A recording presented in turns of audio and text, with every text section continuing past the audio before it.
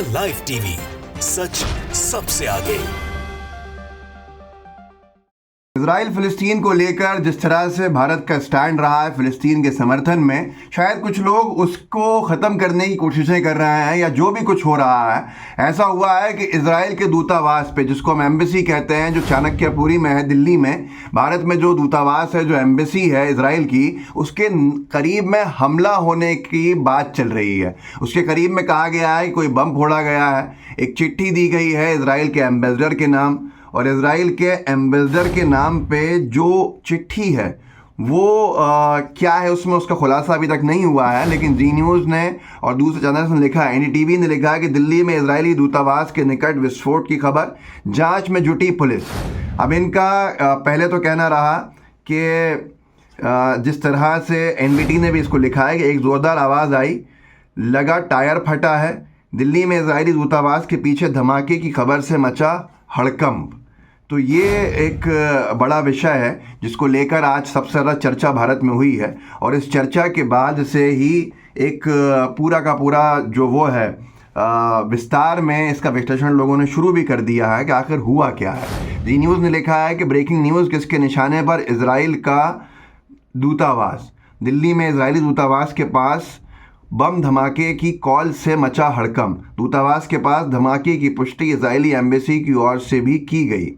अब यहाँ पर ये सारी की सारी चीज़ें पहले मैंने जो देखा था वहाँ पर जो कहा गया था वो ये कहा गया था इजराइल की एम्बेसी के लोगों की तरफ से, ये सुनने में आया कि बम फटा में आवाज़ आई है, पर ये तो दिल्ली पुलिस बताएगी कि हुआ क्या है। लेकिन फिर दिल्ली पुलिस ने जो बयान दिया उसके बाद इजरायली एम्बेसी की तरफ से शायद बयान को पलटा दिया गया। ये मैं इसलिए कह रहा हूँ क्योंकि A9 ने लिखा पहले कि दिल्ली फायर सर्विस को आज शाम चाणक्यपुरी इलाके में इजरायली दूतावास के पास विस्फोट की कॉल मिली।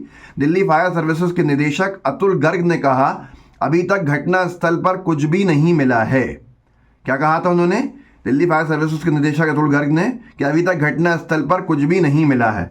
इसके फौरन बाद इजरायली एम्बेसी जो पहले कह रही थी कि कहीं ऐसा पता चलता है कि बॉम्ब धमाका हुआ है, हमने भी आवाज़ सुनी है, लेकिन पुष्टि दिल्ली पुलिस को करनी है, दिल्ली पुलिस बताएगी हुआ क्या है। फिर इजरायली एम्बेसी का दूतावास का बयान आता है दोबारा इस पूरे के पूरे मैटर को शायद और पेचीदा बनाने के लिए, या जो भी, कि हम पुष्टि कर सकते हैं कि शाम 5, ये A9 ने लिखा कि हम पुष्टि कर सकते हैं कि शाम 5-10 बजे के आसपास दूतावास के नज़दीक एक विस्फोट हुआ था। दिल्ली पुलिस और सुरक्षा दल अभी भी स्थिति की जांच कर रहे हैं। नई दिल्ली से इजराइल दूतावास, इन्होंने कहा कि साहब ये हुआ, दिल्ली पुलिस अभी जांच कर रही है कि क्या हुआ, लेकिन हम पुष्टि कर रहे हैं। एक तरफ कहते हैं दिल्ली पुलिस जांच कर रही है, दूसरी तरफ कहते हैं हम पुष्टि कर रहे हैं। ये सारी की सारी चीज़ें पे अमरीश मिश्रा साहब ने, जो मिश्रा अमरीश करके ट्विटर पे जर्नलिस्ट हैं जो बहुत कुछ अपडेटेड रखते हैं फ़िलिस्तीन इजराइल के मामले में, उन्होंने अपना एक विश्लेषण लिखा है जिसको मैं आपको पढ़ के सुनाना चाहता हूँ। इसलिए सुनाना चाहता हूँ कि आपको समझ में आएगा कि आखिर हो क्या रहा है। वो लिखते हैं अमरीश मिश्रा साहब कि आज शाम 5:45 यानी 5:45 बजे दिल्ली पुलिस को भारत में इजरायली दूतावास के पास विस्फोट के बारे में कॉल आई, पर दिल्ली पुलिस के अनुसार विस्फोट या आग के कोई संकेत नहीं मिले। इजरायली राजदूत को संबोधित एक पत्र मिला। ऐसी ही एक घटना जनवरी 2021 में हुई थी, तब भी एक विस्फोट के बाद एक पत्र आया था। मामला NIA के पास है, जिसने आज तक कोई निष्कर्ष नहीं निकाला है। नेशनल इन्वेस्टिगेटिव एजेंसी ने आज तक 2021 के बम विस्फोट की खबर के बारे में कोई भी जो निष्कर्ष है वो नहीं निकाला है। ये भारत को फ़िलिस्तीन समर्थक खेमे से बाहर निकालने वास्ते राष्ट्र विरोधी तत्वों द्वारा अपनाया गया हताशापूर्ण प्रयास है। कुछ दिन पहले एक भारतीय जहाज़ पर हमले के लिए फ़िलिस्तीन का समर्थन करने वाले यमन को दोषी ठहराने की कोशिश की गई थी। भारतीय नौसेना अधिकारियों ने स्पष्ट रूप से कहा कि जिस जहाज़ MV साईबाबा की बात हो रही थी उसका भारत से कोई लेना देना नहीं है। भारत ने हमेशा फ़िलिस्तीनी राज्य का समर्थन किया है। पृथ्वी, भूमि या समुद्र की कोई भी ताकत लोकतांत्रिक गणतंत्र भारत के संस्थापकों की इस विदेश नीति को नहीं बदल सकती। जो लोग इस तरह की हरकतें सिर्फ इसलिए करवा रहे हैं, ऐसी खबरें प्लान करना या ऐसे हमलों की बातें करना जिससे कि भारत का स्टैंड इजराइल की तरफ चला जाए, फ़िलिस्तीन से पूरी तरह से हट के, अमरीश मिश्रा जी का कहना है कि कोई ताकत भी इस लोकतांत्रिक गणतंत्र भारत के संस्थापकों की इस विदेश नीति को नहीं बदल सकती, जिसमें भारत फ़िलिस्तीन का समर्थन करता है, फ़िलिस्तीन की आज़ादी की बार बार हिमायत भी करता है। ये सारी की सारी चीज़ें एक तरफ हैं, लेकिन अभी जैसे 2 दिन पहले की बात है, एक जहाज़ पर अरेबियन सी में गुजरात कोस्ट की तरफ हमला होता है। भारतीय नौसेना कहती है कि इसका हमारे भारत से कोई संबंध नहीं है इस जहाज़ का। उसके बावजूद भी ये खबर चलाई जाने लगती है कि यमन ने ईरान के कहने के ऊपर ये हमला किया है। बहुत सारी चीज़ें, बार बार विक्टिम कार्ड देना एक देश को, जिस देश ने 20,000 लोगों को कत्ल कर दिया है, जिस देश ने 8,000 से 10,000 बच्चों को मार डाला है फ़िलिस्तीन के, वो इज़राइल, उसके समर्थन में कुछ लोग बहुत एक्टिव होते हैं और कुछ लोग शायद हमारी नीति को भी बदलना चाहते हैं।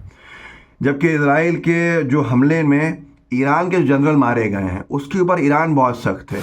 आज ये मैं पढ़ रहा था, मैंने सोचा आपके लिए रखूंगा स्क्रीनशॉट। इजरायली हवाई हमले में हुई ईरानी जनरल की मौत की बड़ी कीमत चुकानी होगी, ये कहा था ईरानी राष्ट्रपति ने, आज बयान दिया था। तो ये सारी चीज़ें हैं, बहुत कुछ है जो चल रहा है। दूतावास के पास एक टायर जैसे फटा हो ऐसी आवाज़ आई है और उसके साथ एक चिट्ठी भी मिली है, लेकिन ये कह दिया गया है कि बम फटा है, नहीं फटा। पहले इजराइल की एम्बेसी कहती है ये दिल्ली पुलिस जांच कर रही है, हमें आवाज़ आई है दिल्ली की तरफ से। जब जो फायर सर्विसेज के अधिकारी हैं अतुल गर्ग, वो जब कहते हैं, निदेशक डायरेक्टर हैं दिल्ली फायर सर्विसेज के, कि अभी कोई प्रमाण नहीं मिला है, कोई घटनास्थल पर मिला नहीं है कुछ भी, तो फ़ौरन इजराइली दूतावास उसको क्रॉस करके कहता है कि हम पुष्टि कर सकते हैं कि शाम 5:10 के आसपास दूतावास के नज़दीक एक विस्फोट हुआ था। दिल्ली पुलिस और सुरक्षा दल अभी भी स्थिति की जांच कर रहे हैं, नई दिल्ली में इजरायली दूतावास का ये कहना था। तो ये सारी चीज़ें हैं। इजराइल के विरोध के अंदर दुनिया भर में लामबंद हो रहे हैं लोग, और शायद कुछ लोग हमारे यहाँ पे ये चाहते हैं कि भारत सरकार की नीति बदल जाए। वाजिद खान एक ट्विटर पे जर्नलिस्ट हैं, उन्होंने एक वीडियो डाला है जिसमें यमन के बाद अब पूरी दुनिया में इजराइल जाने वाले जहाज़ों की घेराबंदी शुरू हो गई है। फिनलैंड में हज़ारों लोग जो हैं एक इजराइल की तरफ जाने वाले जहाज़ का रास्ता रोक के खड़े हुए हैं और फ़लस्तीन के झंडे उसको दिखा रहे हैं। ये आज जो हालात बने हैं सोशल मीडिया के माध्यम से बने, कोई भी बच्चों के कत्ल गारत का समर्थन नहीं कर सकता। ये वीडियो देख लीजिए, समझ में आ जाएगा।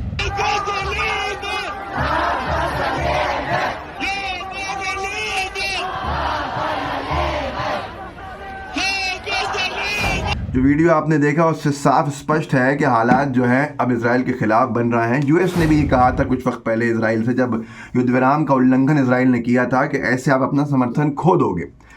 अभी भी लेकिन क्या आप जानते हैं, एक 15,000 ज़्यादा एड ट्रक जो है, 15,000 से ज़्यादा एड ट्रक्स राफा क्रॉसिंग पर रुका हुआ है। इन सारे, किसी ने लिखा था, इन सारी ह्यूमैनिटेरियन एड को इसराइल रोक कर रखा है, गाज़ा में जाने नहीं दे रहा है। एक तरफ बमबारी करके इजराइल फ़िलिस्तीनी बच्चे, महिलाएं और नौजवानों बुजुर्गों की हत्या कर रहा है, घायल कर रहा है, बेघर कर रहा है, और दूसरी तरफ ह्यूमैनिटेरियन एड को ज़रूरतमंदों के पास जाने से रोक रहा है। ये जुल्म की इंतहा है। आप सोचिए, 1500 ट्रक्स खड़े हैं ह्यूमैनिटेरियन एड से लैस, जो बॉर्डर है राफा बॉर्डर, उसकी तरफ से आने के लिए, लेकिन इजराइल ने उसको रोका हुआ है। इजराइल चाहता है कि ये जो बच्चे हैं, जो बूढ़े हैं, जो जवान हैं, जो महिलाएं हैं, ये भूख से, प्यास से, मेडिकल एड के एब्सेंस के अंदर मर जाएं। और इससे बड़ा वॉर क्राइम क्या होगा। इस वीडियो को आगे बढ़ाइएगा, लोगों को आप जागरूक कर सकते हैं, कीजिए ज़रूर। जो भी हमारे आप चैनल देखते हैं उसको आगे बढ़ाइए, कंटेंट को सब्सक्राइब भी लाइव टीवी को कीजिएगा। जय हिंद, जय भारत। द लाइव टीवी, सच सबसे आगे।